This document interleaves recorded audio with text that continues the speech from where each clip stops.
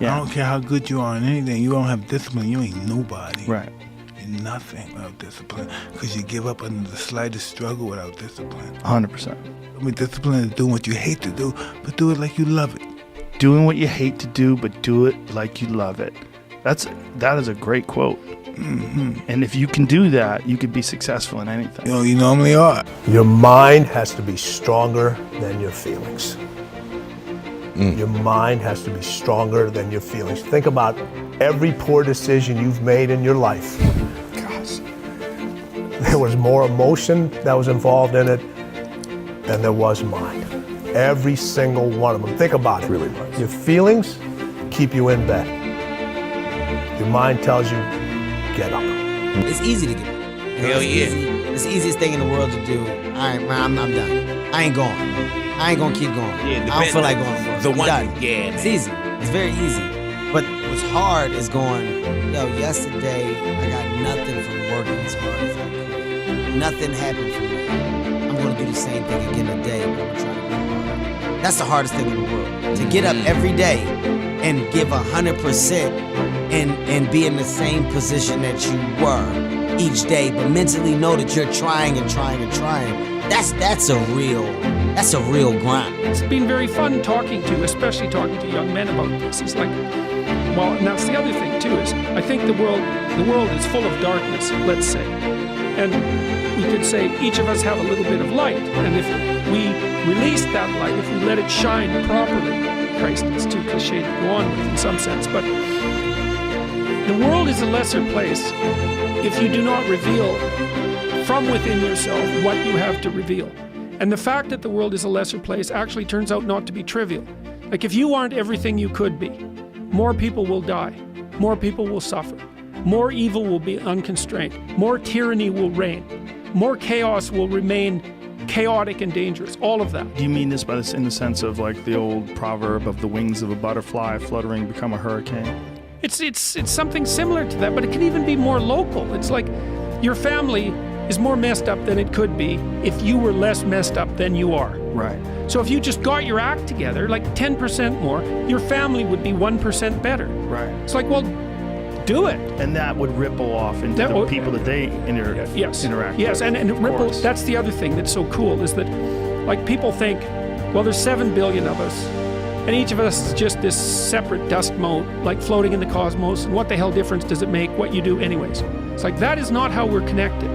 It's like, you're the center of the network, and you know way more people than this, but let's say typically, you're going to know 1,000 people in your life, well enough to have an impact on them, okay? And each of those 1,000 people is going to know 1,000 people. So you're one step from 1,000,000 and 2 steps from 1,000,000,000. And we are networked, technically. That's how human interactions work. And so when you do something that you shouldn't do, it's worse than you think. And when you do something that you should do, it's better than you think. And so you think, well, this is why I've been telling people, well, clean up your room. It's like, well, your room is actually networked too. It's not that easy to clean up your room, to set it. So you want your room to be set up so that when you walk in there, it tells you to be better than you generally are. It's organized, it's got direction, everything's in its place. You try to do that in a chaotic household. You know, I've watched people do this because I had students do these sorts of things as assignments. I'd say, look, pick a small moral goal, clean up your room, and just write down what happens as a consequence. So maybe these are students in a chaotic household. The whole place is a bloody mess. No one's taking any responsibility for anything. And so they decide they're going to start to clean up their room. And then the people in the household notice. Well, the first thing they do is get pissed off. It's like, who do you think you are? Like, you think you're better than us? Like, why do you think this is worthwhile? Who died and made you God? All of that. So just by trying to organize this little part of their life, they immediately run into the people whose actions they're casting in a dim light by trying to improve themselves to some degree. They might have to have like a thorough war in their household to be allowed to do something as simple as keep the room orderly. They'll find out very rapidly that A, that's way more difficult than it sounds, and B, that the consequences of it are far more far-reaching than people think. So that's quite fun. You know, because maybe part of it is that like everything around you is full of potential. Everything. Maybe more potential than you could ever possibly utilize. And so maybe all you have is this little rat hole of a room in some rundown place in the world. It's like, fix it up. There's more there than you think. See what happens if you fix it up. And you'll fix yourself up simultaneously because you have to get disciplined in order to fix up the room. And then you have a fixed up room and you'll be a more fixed up person. It's like, you think that nothing will happen as a consequence of that? It's like all hell will break loose as a consequence of that. Trust me, you have a mindset right now, just like I have a mindset. It's how we view life. I know people with a negative mindset, which basically they view everything in a negative way. I know people with a positive mindset, which means they view everything in a positive way. People with an abundance mindset, a scarcity mindset. It's a way of thinking. The question is, how did we get there?